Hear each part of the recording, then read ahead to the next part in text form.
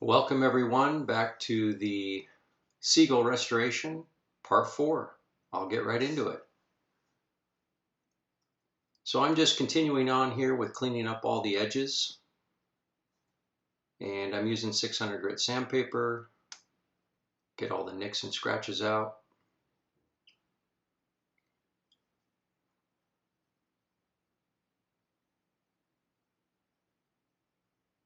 I was kind of torn between painting all black and or using the original finish. But in the end, I just went with the silver because I think it adds a little bit of character to it, to have a couple different colors, silver and black. I think it looks good. And the same with the face. So just the sides and the face had the satin aluminum finish. No clear coat on there. It was just as it was from the factory.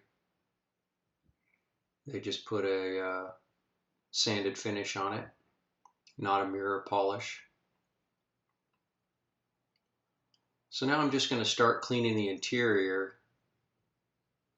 with some alcohol, some Q-tips. One thing I hadn't mentioned before is that I took all the metal parts and ran everything through a sonic cleaner to get everything out of the nooks and crannies. And what you see there that's brown is just the areas that weren't painted during production. So it's not dirty, it's clean, it's just unpainted area, probably a primer. And so it looks dirty, but it's not. And then I just go inside those bushings inside where the cam is, make sure there's no old grease in there, wipe down the brackets, those sliders with alcohol, make sure everything is spotless.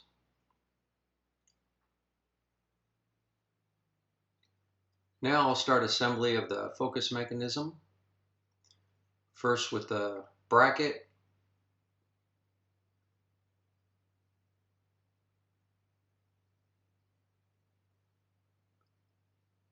And as I had said before, you can't really mess up left and right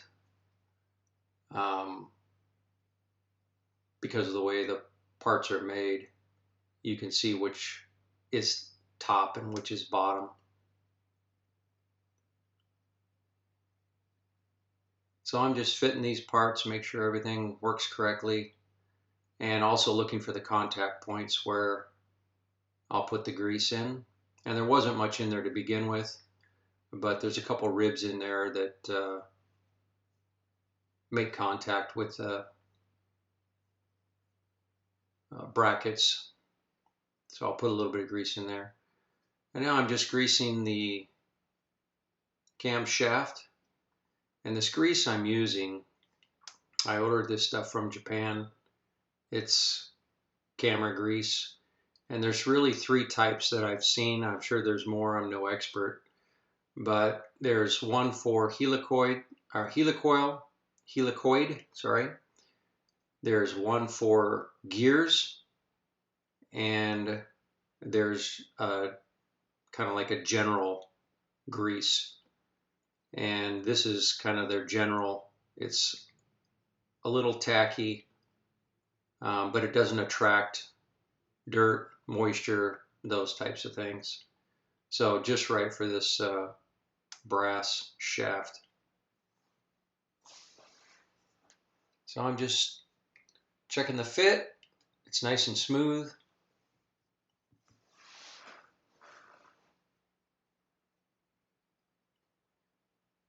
So now we'll put the cams on the shaft. They're a press fit on this side. And I'll just tap it on there lightly with a tiny hammer. Press the other one in position. And then to get that one to go down over the top of that shaft, I'll just take a tiny socket and tap it down. And now we can fit these brackets up for the last time.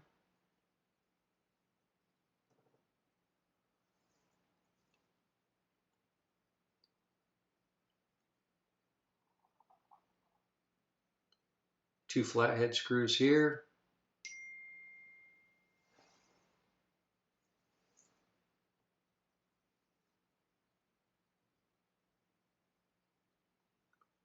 And 2 shoulder screws here. And if you remember, the other side had the brass washers, spacers. Now we'll put the tensioner in.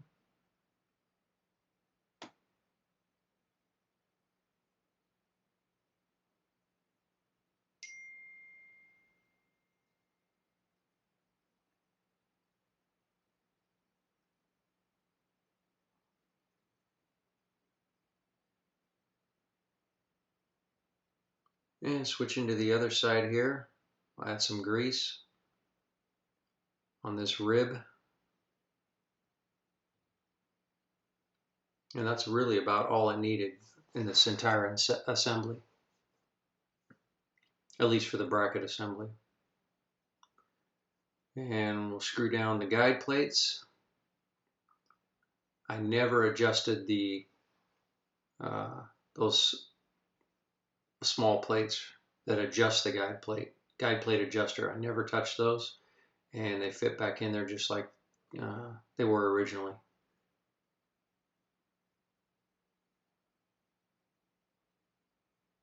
And that seems to work well. These have the brass on them, brass washers. Now we'll check the whole assembly, make sure it's even, smooth.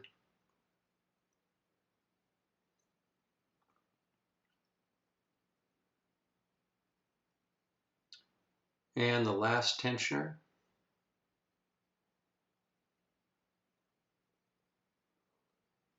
It's almost painful watching me go through this assembly here, knowing the mistake that I made. I don't know if anyone's caught it, but that shaft is in backwards.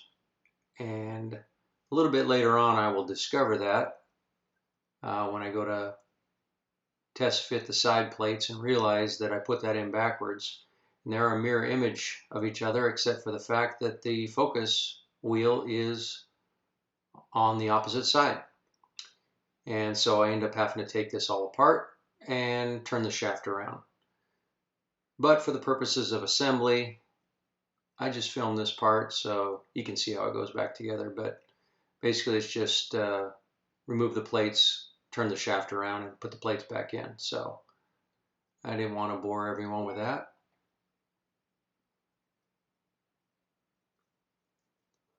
And now the chrome trim plate. Also another small mistake I made is that screw right there that I'm putting in actually goes to the outside. There's another set of holes on the outside. The inside screws are for the mounting plate for the lenses. Luckily though, after it was assembled, that tiny screwdriver still fits in between that base plate and the lens cover, and so I could just pull those screws out and swap them out. So it really wasn't a big deal. The shutter assembly I did not disassemble, and for a couple of reasons. One, it seemed to work well. It was smooth. The aperture blades were in good condition. Everything about it worked. And two, I didn't really feel confident opening that up and removing those shutter blades with no instruction manual, no assembly manual, and making sure you get it right back in the same position. And there's a bunch of springs and other mechanisms in there. But it works well, and it was not going to be part of the restoration. So now I'm just screwing down the faceplate.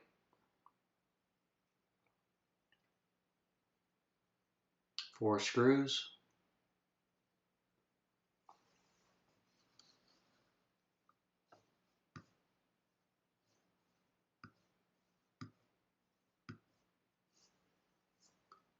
And I'll fit the front lens cover there.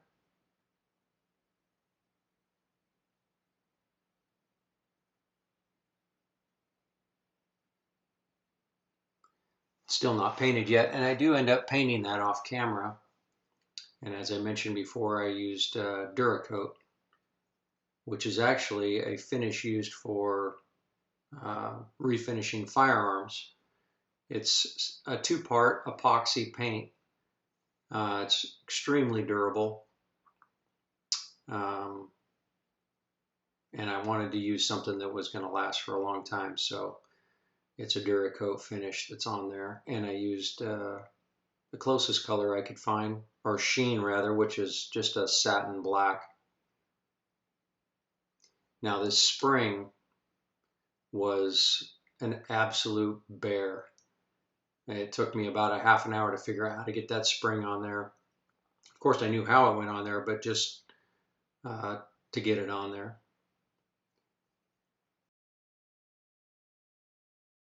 Now just checking the focus. The entire assembly's together now. Nice and smooth. And now it's time for the lenses. All these elements I cleaned with hydrogen peroxide and then finished off with the lighter fluid, which is pretty standard. Everybody seems to use that method. Another method that I see a lot of is 50% hydrogen peroxide and 50% ammonia.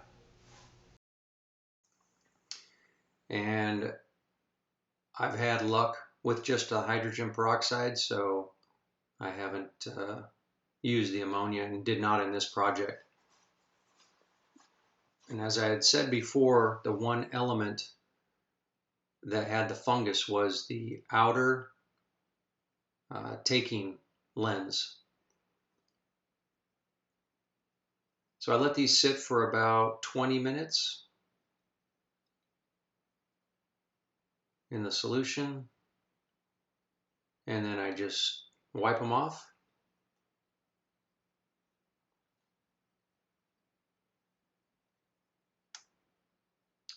And now after the hydrogen peroxide, I'll just take lighter fluid, clean them up with a Q-tip,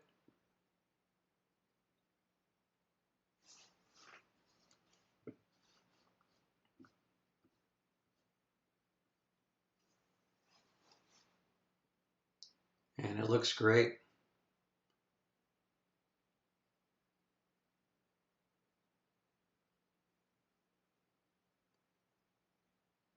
It's important to always try to, first of all, you have to remember where these elements go.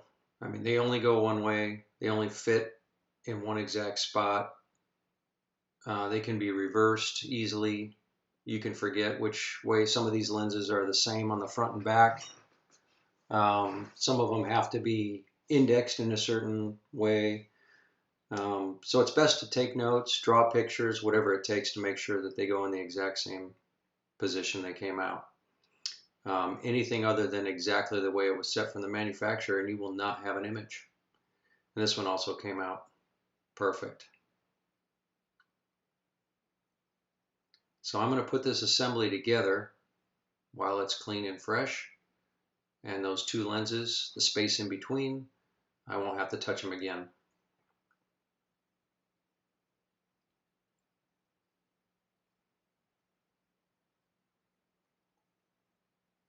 Done with the hydrogen peroxide, lighter fluid again. The lighter fluid basically just removes any traces of the hydrogen peroxide. This is the taking front element, and you can see it does still have fungus.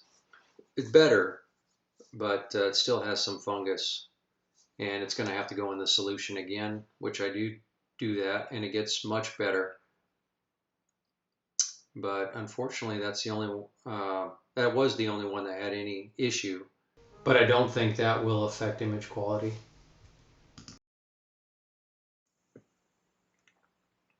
This one's perfect as well. And just rinse and repeat. Keep assembling, keep them together, all the trim rings.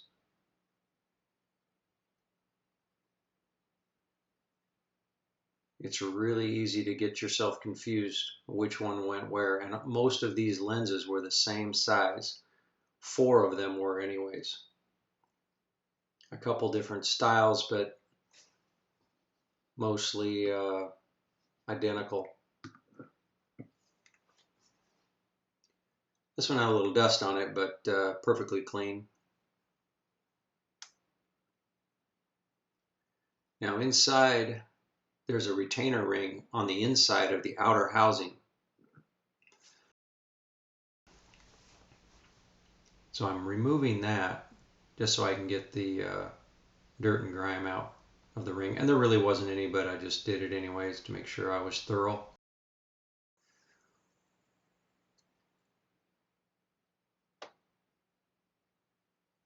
And you can see how I keep every set of elements together with their respective retainer rings.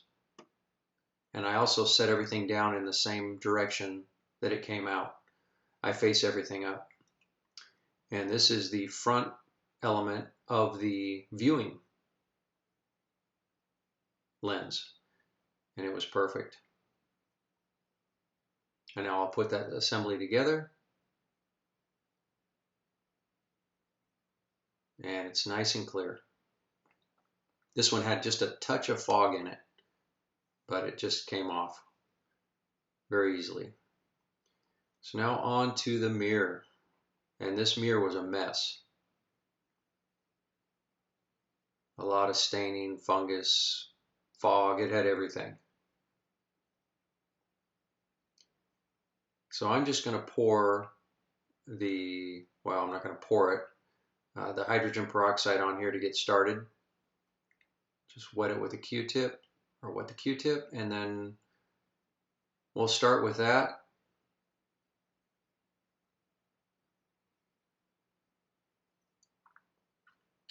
Now I'll pour a little bit more. It's basically just do the minimum amount that's required to get it clean.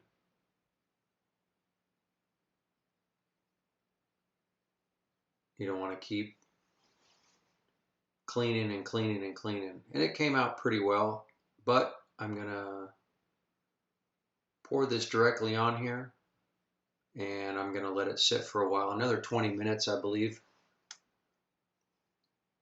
And try to remove a little bit more of that fungus. And in the meantime, I'll continue on with these other elements.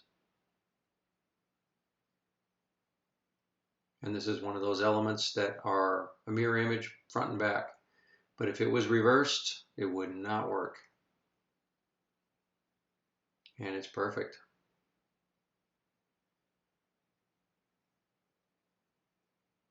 A little more cleaning after letting it sit for a while. And that's the final result. And I'd say it's probably a 90% improvement. Now I can go ahead and install it. I've got the lens brackets, or not the lens brackets, the spring, top spring for the mirror, the bottom coil spring, and the top one's, that leaf spring sits in a detent.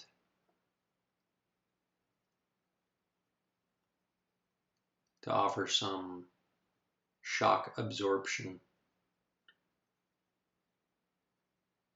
And then these real pain screws, they're just so tiny, trying to stand them up. But at least you can set the screw and then you could slide in the fiber washer because they're notched. So that helped out a little bit. And then you just run them down. There's no adjustment to it.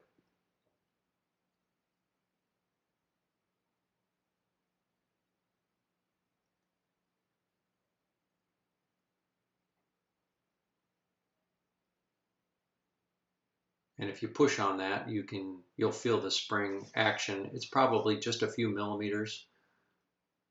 And again, I'm not sure if they would have use different washers to calibrate the focus, or that spring I believe is just for dampening the springs on the top and bottom.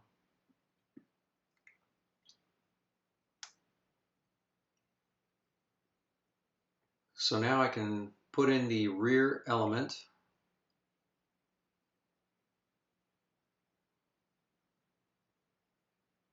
Between this and that cup retainer that goes in the back, that actually secures the front shutter assembly. It threads right into the back of it. And I'll use the cup, finish that off.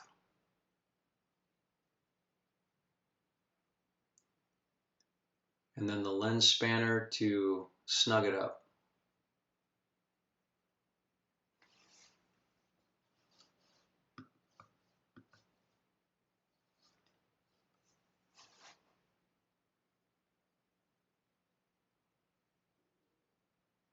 And that's it. It's set and tight.